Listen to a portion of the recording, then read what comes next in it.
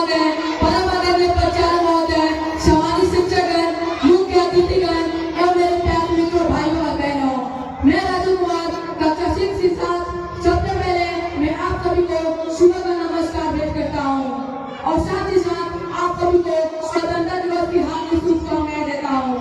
मैं आज इस अवसर पर एक छोटा सा कविता प्रस्तुत करने जा रहा हूँ जिसका शीर्षक है क्रांतिकारी भगत सिंह। आजादी का एक दीवाना नाम भगत सिंह लिखता था। आजादी का एक दीवाना नाम भगत सिंह लिखता था। गांव के बाकी सारे बच्चों जैसा ही तो दिखता था। सब गुड्डे गुड़िया खेलते थे, उसको आजादी प्यारी थी। उसके दिल में इंकलाब की दबी हुई चिंगारी थी। उसके आंखों के ही सामने जलियांवाला बाग हुआ। जनरल डायर के आदेशों से कैसा खूनी फाग हुआ।